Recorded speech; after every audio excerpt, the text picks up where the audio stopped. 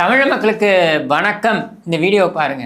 தமிழ்நாட்டுல பெண்களுக்கு பாதுகாப்பு இல்லையா தம்பி? நான் ஒண்ணு சொல்றேன். உன் வீட்டுல உன் மனைவிக்கு பாதுகாப்பு இல்லைன்னு சொல்லிதான் உன்னை விட்டு அந்த புள்ள ஓடுச்சு. முதல்ல அதை புரிஞ்சிக்க. நீ பெண்களுக்கு பாதுகாப்பு பத்தி பேசாத.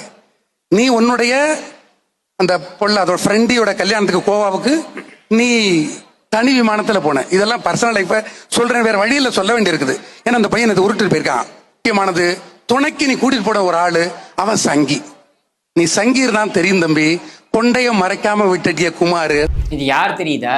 அதாவது ஊத்தி கொடுத்த உத்தமி போயஸ் தோட்டத்தில் உல்லாசம் என்று 2014 2015 காலகட்டத்தில் பாடல்களை தெரு தெருவாக பாடிய கோவன் தான் இது.